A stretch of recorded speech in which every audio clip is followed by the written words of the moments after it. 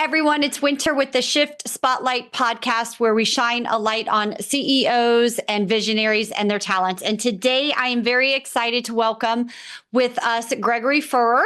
He is the CEO at Beratung Advisors and can be found at Beratung Advisors, Beratung advisors.com. So welcome to the show. My pleasure, and it's an honor to be here. Thank you. We love that. Okay, so before we get started, why don't you tell us an interesting fact about you that people may not know? Yeah, if you've been an icebreaker with me, you probably know because it's always my traditional icebreaker. But at one point in time, I was the youngest elected official in the Commonwealth of Pennsylvania. Oh, wow. How young are you? At the time, I was 21, and there was somebody who had been elected prior to that. And about a year in office, there was a kid that was elected mayor at 18, so he beat me out for that. But now I actually hate politics and don't pay attention to politics, but it's just kind of funny how life changes. Yeah, that is very interesting. Not many people can say that at 21, especially. Most people were, popping a beer. Okay, why don't you tell us at a high level what it is that you do? Yeah, so we run a financial planning firm, and one of the things we say is different about us is we're a financial planning firm that happens to do investment management when people want it or need it, as opposed to the predominant model in our industry where people are investment management firms that happen to do financial planning if clients want it or need it. One of the other parts about that is we provided a subscription-based model. So a lot of times for less than a cable bill, you can hire a CFP professional. A lot of people think they need to have $1 million or $2 million. And we're working with busy working professionals, especially small business owners. So many small business owners don't have access to good financial advice because they don't have millions of dollars in their 401k. It's in their business. Right. And the advisors that are giving them advice are hoping that they sell their business and get a payday. What if you're somebody like me that wants my business to become a nonprofit and I'm not going to have that payday? So in other words, we're giving access to people that normally don't get access to financial advice. Interesting concept. And I really love how you spin something that is out there, right? Like, so real estate agents, there's 1 million of them, right? They're financial planners, there's 1 million of them. But it looks like what you're doing is very different. So who is your ideal customer? Who would be the optimal person that you would want to work with, that would want to work with you? Yeah, so we work with busy working professionals. They're typically 35 to 55. They're typically 2 W-2 income earners. They typically have 2 children, and they typically own a second property or want to own a second property. And then the other one we focus on is same as busy working professionals, but they're busy working professionals that are visionary business owners. I always like to joke around, if you've ever seen Tommy Boy, I work with visionary business owners because I'm one of them and I know them, right? And so that's kind of a play on that. So those are kind of our 2 target markets we work with. There's 1 million lines we can pull from that. Small jacket, and small jacket. Can you tell us a little bit about your journey to becoming a CEO? What got you going down this road, especially since you took a U-turn from politics? Yeah, and I have a lot of what I call Nineveh moments. So in my faith tradition, there's this guy, he's on a boat. He's not going where God wants him to go. And God's like, you're going to go to this town called Nineveh. He doesn't listen. This giant whale comes and swallows him, spits him up in Nineveh. So in our team, we call these moments when you don't want to do something, but you get this kind of like tug or pull. So there's a lot of tugs and pulls. I actually never wanted to be a business owner. I was very into my company. But it's funny, when I resigned my company and started my business, the guy I went to resign to, my boss, was like, I saw this coming. I'm like, man, did you know I would start this business? He's like, no, I always knew you'd be a business owner. I was just hoping it would happen the day after you retire. And my wife and I were doing a history of our company a couple of years ago. We're recording it. And she's like, I remember the day I got married to you. You said you're going to be a small business owner. I'm like, no, I actually have journals. I journal this. Like, that is not what I told you. I still remember the day I told you I wanted to start a business. But it is innate in my personality. Every person thought I'd be a small business owner. So then my journey starts with my dad. My dad was had multiple businesses. I was a mistake, or as my brothers would call it, as my mom would call it, a pleasant surprise. A blessing is what we've said in our family. Unforeseen blessing, right? But it worked out in my favor because my dad at that point in time was already successful in some of his businesses. So I became his right-hand man. I went and sat in business meetings. I sat in quarterly reviews. I sat in his accountants meetings, his financial planning meetings. And so that's really where I learned about business. But what compelled me was there was a bunch of different moments. But my moment of clarity, the straw that broke the camel's back, I had a voicemail from my largest client. So I was working for a big bank as a financial planner, and I had a voicemail from a financial planner at another firm that I can't make any money off. Like, he comes to this firm, I can't make money on him. And he just had a question about financial planning. And the financial planning nerd in me returned his voicemail before my clients. Mm, And that's when I realized I love financial planning. But what I really love is empowering other financial planners. mm, And what I realized was I always thought I was motivated by success, and my true motivator is impact. mm. And so one of the things we say all the time for our company is we want to have an impact so great that our community would weep if we closed our doors. Well, to have Right. that impact, if I could only serve maybe 100 to 120 households as a financial planner, but what if I could serve 100 to 120 financial planners who then serve 100 to 120 families, who those families know another 200 people whose lives are impacted because the number one reason for stress, the number one reason for divorce, and number one reason for suicide in America are often cited as money issues. So Yeah. if you can relieve that, that's that impact. So that's kind of what's made me start my own business. That's great. I love that. You've probably screwed up a lot of things along the way, like most business owners have, because hey, that's just part Mhm. of, growing a business. But before we talk about the mistakes you've made, why don't you tell us something that you did right?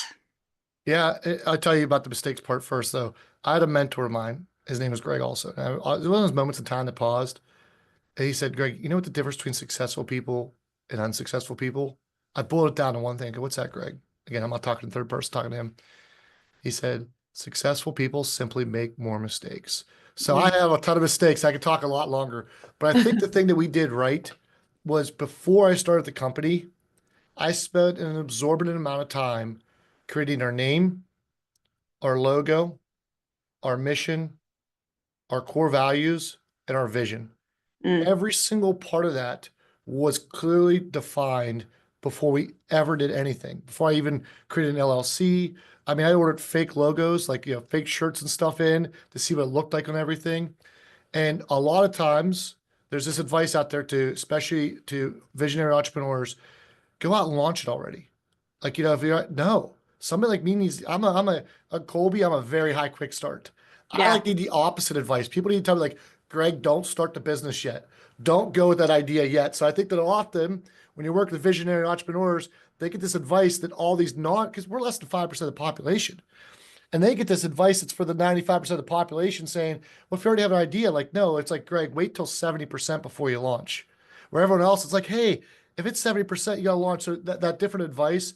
And I am so grateful that I've done that. And I have coached so many other entrepreneurs that have started their companies, both in financial planning and outside. Because once you have that ethos, once you have that core, you have your North Star. And it can change over time, by the way. We just updated we have no sacred cows. It's a big EOS thing, right? No sacred cows, always for the greater good of the company. And so one of the things we always do is we're always evolving. So we just update our core values. Our core values didn't change, the terminology changed because we realized the terminology to the explanation wasn't clear enough. Right. So we changed them around, but the ethos didn't change. So if there was anything I did correct in all my years of business, and I made a ton of mistakes in 8 years, I would tell you was setting the core values, knowing what we stood for and why we stood for it before we ever opened the doors. And I mean, I'm going to make this analogy because it's like relationships are an easy analogy, but it sounds like you knew what you were looking for before you put that profile together, before you put yourself out there, before you went on your very first date, so that you didn't spend a bunch of time dating all of the wrong people, right? When you said that you started out with the logo, I found that really funny. Do you remember? Because I've been in marketing for years and years, and I've opened and started a ton of companies. But I used to go to 99 Designs. You paid $99 and you'd get Yep. like a whole bunch of. Now you've got all these different other programs. But by chance, did you ever use that? I didn't, but multiple different people I've coached on this have. Yeah, So yeah. what happened was, so I wrote a Jerry Maguire style thesis. Like, it was literally at night, just like Jerry Maguire, and it was completely like unattainable, right? This whole profession's messed up, right? And I was talking about what I just said, like, what about the small business owner whose business is worth $10 million, but he doesn't have $1 million in investments, so nobody wants to give them advice, right? And what's he doing for the economy and why that person needs great advice? So he took this whole thing and he boiled it down to a couple things, right? And that's how he helped me as consultant. But one of the things when it came to logo, he's like, I'm going to create a lighthouse. And I'm like, listen, every Tom, Dick, and Harry that does what I do has either a lighthouse, a mountain, or an anchor. So that's like not going to happen. Actually, the two voices in my profession I follow the most came together on a joint podcast. It was like Michael Jordan, and Larry Bird doing a podcast together. I was like, what? And the first episode was like, can we stop making lighthouses logos? And so, and this was like after I create this one, but he's like, it's authentic to you. He goes, like, there's like three adjectives, whether you like me or don't like me, that people always describe me. Authentic is one of them. Passion's another one, right? And so he's like, you're an authentic person. You love lighthouses. You have lighthouses all over your house. You love nautical things. And if you keep explaining this financial planning, that the problem is people think they're on smooth sailing and they're coming ashore and they don't realize it's going to get shallow. He's like, if you don't do a lighthouse, it's not true to who you are. And he Yeah. convinced me, and it was, he goes, we're going to create a custom lighthouse. So I will tell you, the lighthouse that we have, 99 Designs was probably half of what he did for me. I felt bad for him. We kept redoing it. I actually still have a piece of paper with like the final four drawings and sketched in pencil that I keep because it's fun. But I Yeah. think it's important because it has a lot of meaning. And every Tuesday, our team recites what our logo means and all the details of our logo. One thing Hmm. about our logo, by the way, try to convince me like different colors make you feel different ways. Mine are simple. They're my college's colors. Yeah. So that part, but it has meaning. Yeah. Yeah. No, GCE, Ken just loves red and black, right? So Mhm. that's why he has red and black. But That's his children's name, um, right? yep, Yep. exactly. Hi there, this is Ken Paskins, the CEO of GCE Strategic Consulting. What's holding your company back? It's often blind spots in leadership, miscommunication, misaligned priorities, and untapped growth opportunities. GCE's 360 assessment provides crystal clear insights into your team's strengths and challenges. Then, one of our leaders will work with you to turn those insights into an action plan. Ready to build a stronger, aligned team that can execute against your vision? Learn more about our 360 assessment today. Okay. So how many employees do you have? 8. 8. Okay. And so what strategies are you using to try to build strong and effective teams? Obviously, I heard you dropped EOS in there. You must have some knowledge of that. What are we doing to help grow these employees and help them be effective? Yes, we do. This is part of what our big thing is. We're a culture-based company. And I don't just say that. I know it's cliche, but like people, what I'm usually asking on podcasts is talk about culture and core values. Like that's our thing. You can physically feel our culture when we're here. So we're very intentional. That's the other adjective I always get from people. So one of the Mm-hmm. biggest things is EOS. We spent 6 years self-implementing EOS. I Mm, remember reading the book Traction the first time, and I read it like 24 times in a row because I was just like, this is amazing. My dad, who was not living at the time, ran his whole business on traction because he mm, discovered it from his father. My dad was running his business, all the same principles. It just wasn't a thing back then. It wasn't called right. this, right? And they didn't have names for it. He called his scorecard his daily recalls, but it was basically the same type of thing. That's So pretty cool. I mean, go dad. exactly, that's why I was a successful business owner. So I learned that we implemented it, and it was a disaster because a prophet's never honored in their hometown. You need that other person in the room. So I was visiting a mentor of mine that grew from 10 million to $20 million in 10 years in revenue. And I said, if you could boil it down to one thing, just one thing, he was like, hire an EOS implementer. We literally got in the car, driving home, hiring an EOS implementer on a ride home. So that's been extremely impactful. The second thing that we did was I hired somebody right off the bat. It was a horrible hire. Great person, right person, absolute wrong seat. Like I needed him as assistant. They had no detail, right? It was disastrous. So then I decided in the meantime, we're a family business, so my wife's going to work for me. That Mm, lasted less than a month. Right. It yeah. did not end good. She actually now works for the company because we've matured as a company to where we had a spot for her, but she was the right person, wrong seat spot. So I'm really big into hiring slow and firing fast. We have our whole hiring process on our website. It's about 9 interviews. We can do 4 different tests before somebody comes on board. So we're pretty protective of it, and we do fire fast. We actually point where this time last year we were at 15 and we're at 8. Wow. We fire fast, and that has never been a problem. We actually thought we had a turnover problem. We realized we just actually fire fast. Nobody else does. So Hmm. we're very protective of that culture. So the first major great hire I had, who became our integrator of our company, I did not want to hire her. And so I hired this consultant to use predictive index, and we eat, sleep, live, and die by predictive index. We use other ones, but that is our main hiring source is predictive index. And we didn't like her. She didn't do well in the interviews. Didn't like the background. The predictive index consultant calls me, goes, "Hey, you need to hire this person."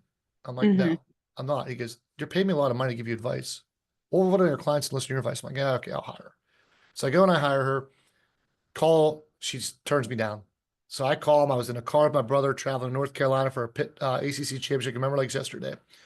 And I was like, "Hey, I'm sorry. I'm gonna be rude and make a phone call. At least put on speakerphone. Because the rudest thing to do is talk. Somebody else can't hear the other end of it." And I called him. I was like, "Hey, she turned me down. I'm not hiring her. I'm hiring someone else. This is too important. We've been 3 months in this process. My wife's losing her mind. We're too busy." And he's like, "No, this is what you said." I'm like, "Oh yeah." And he goes, "This is what she said back." I go, "Oh yeah."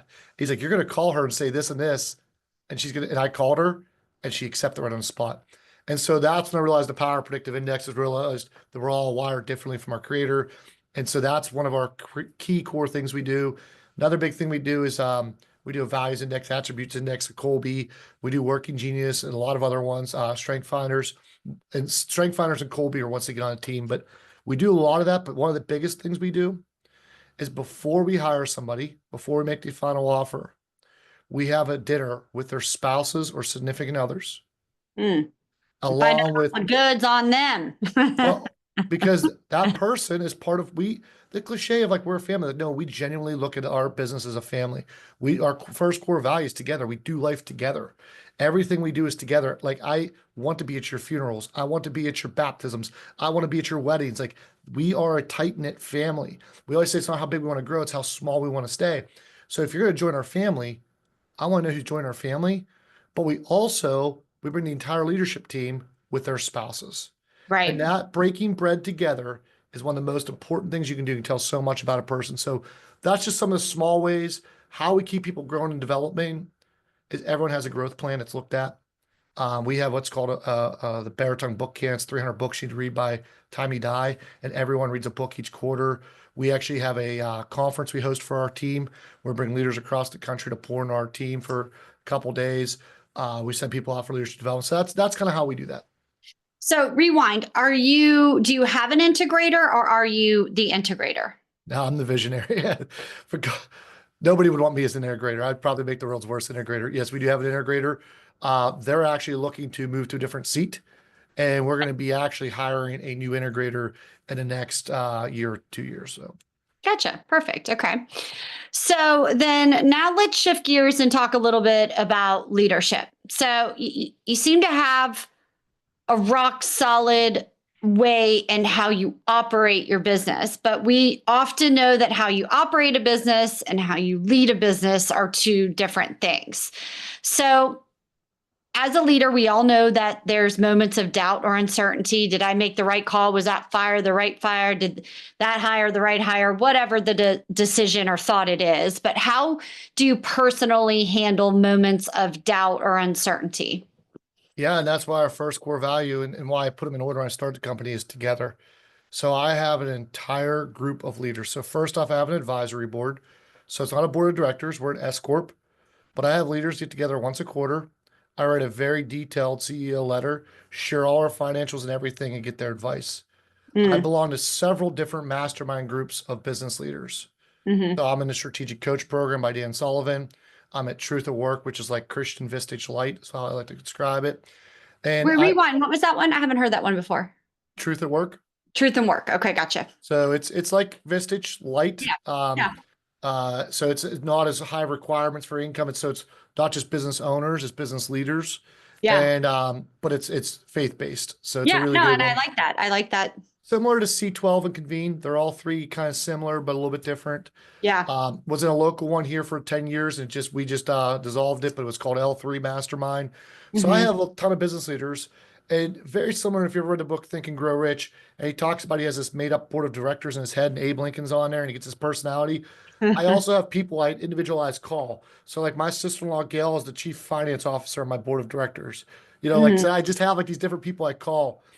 You gotta have business owners that are in the trenches. I learned it from my dad. My dad was always hosting business owners. My wife and I are extremely intentional about bringing business owners into our lives. Going hmm this weekend, I'm going skiing with one of my closest confidants, and then we share business ideas because leadership is difficult.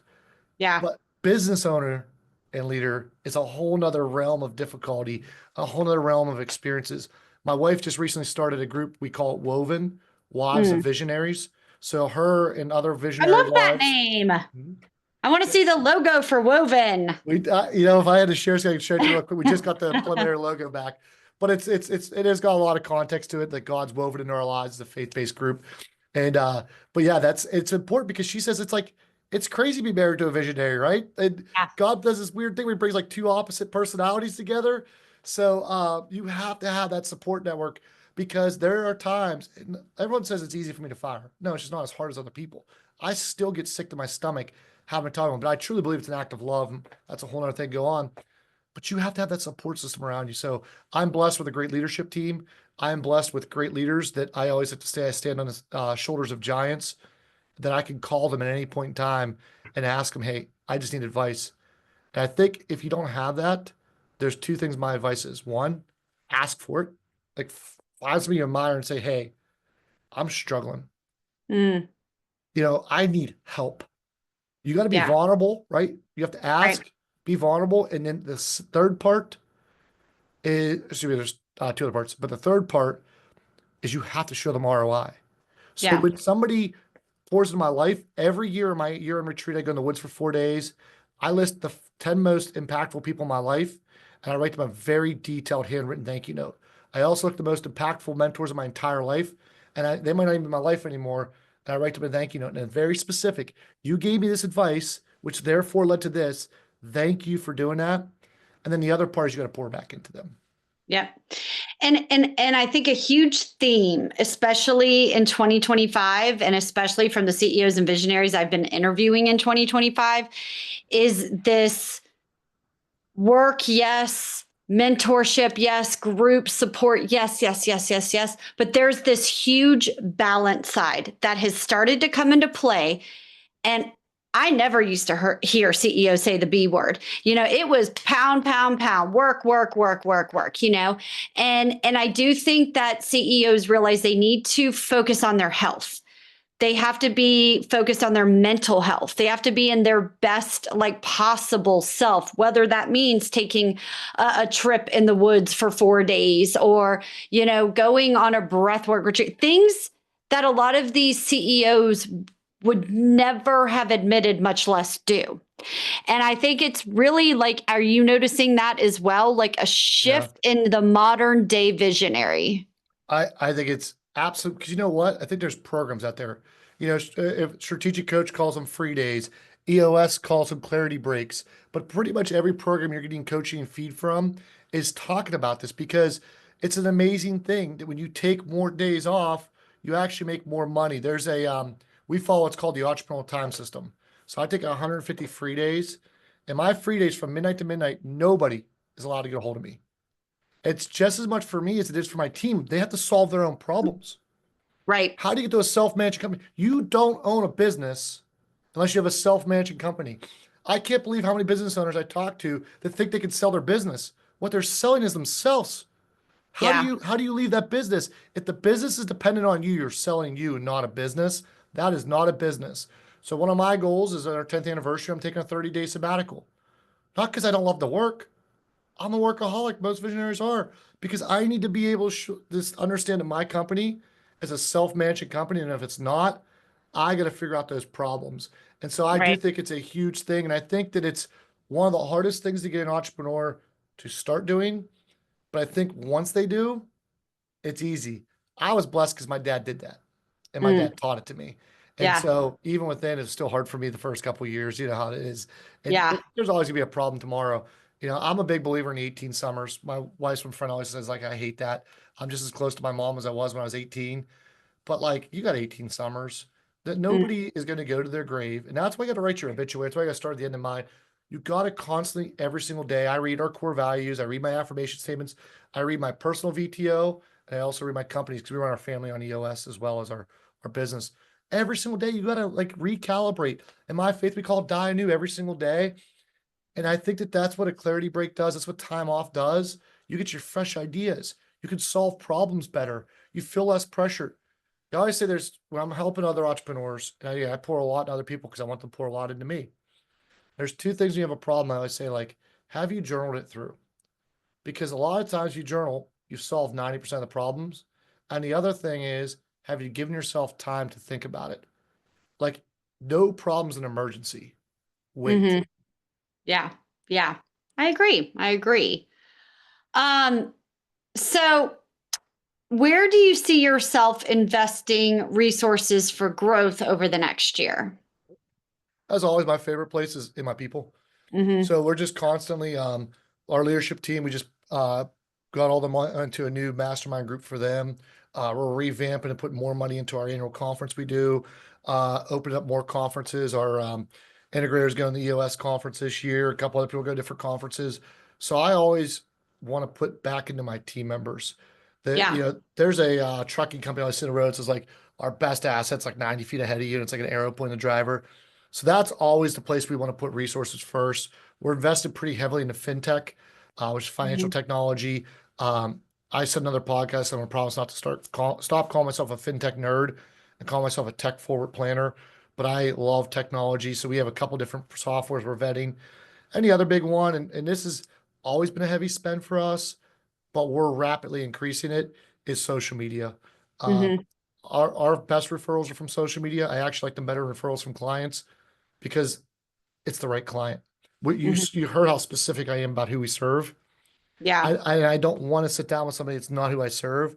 When we get people from social media, they already know what we are, what we stand for, and they know what problem we're solving. So those are our favorite ones. So we already spent a lot on social media marketing and videos, and we built a six-figure studio last year in our offices, and we're Mhm. just doubling down on all that. Yeah. Nice. All right. So if you had to do it all over again, speaking to a younger self, a less experienced self, what would your advice be? More dry powder. More what? More dry powder. So, I drained my life savings. I burned boats. That's how I'm wired. Hmm. And that wasn't the issue. The issue was how fast I wanted to get there. One of my mentors always said, visionaries drive themselves not nuts, not because of the goal, but because of the time frame of the goal. Yeah. And I put all undue pressure. I ended up in a panic attack. It's like every entrepreneur or visionary I know. I was like, never thought it would happen to me. Next thing you know, I'm curled up on the couch and my wife's calling mentors in my life to come over and help me, right? Yeah. And it was all like pressure. Like I wanted to grow faster and I need to grow faster. And if I would just extended that out, right? Just extended that out. So dry powder is not just money powder. It was Right. dry powder in times and everything. Just I wish I would have been, I had a 10-year vision, right? Like that's good. When I read Traction, it was like, I have a 10-year vision. It's just that I want a 10-year vision done in 3 years. Yeah. That's where before I got my Well, you're implementer. like everyone else, right? Yeah. So that's the We're only in thing a I would do now all over. society. The advice I give to people though is typically different than when I give to myself. A lot of their visions, Mhm. because I always say like, here's what I would do over again. Here's what I did right. Here's some of my mistakes, but also here's what you need to hear. So that's always a different one, like. But that's definitely to be dry powder. Right, right. Interesting. Okay, two more quick questions. What is one book or resource that you would recommend to another CEO or visionary that is not Traction or Think or Grow Rich or something by Dan Sullivan? Wow. So there's always a stage joke around me like how many. I have an encyclopedic knowledge of books. I read like last year was 115 books. I think I'm at 19 for this year already. But hands down, the book to change my entire life. Rock. It's called EOS Life. It's a Gino Wickman book. It Hmm. breaks it down to 5 principles. Do what you love with the people you love, making a reasonable compensation while having an impact on this world while still having time to pursue your other passions. We completely changed everything we were doing in our company last year because of those 5 principles. I now Hmm. constantly live my life in those 5 principles. As an entrepreneur, it's been the most impactful book from an entrepreneurial standpoint of view I've ever read in my life. Interesting.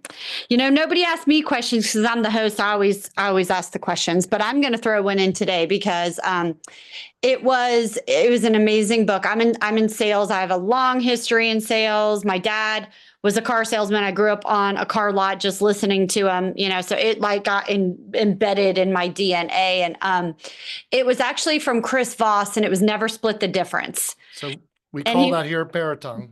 We call uh that the gospel according to Chris Voss. yeah, I've yeah. the only book I've read more than Never Split the Difference is Think and Grow Rich. It's part of Yeah. our gospel. So I just loved, and I use one of his lines all the time where, have you given up on fill in the blank? mhm. Have you given up on buying a house? And like almost always they respond, or if you haven't talked to a friend in a while, like, have you given up on our relationship? No, I'm sorry, I've been busy. It's like, So it's have so you done great. his masterclass?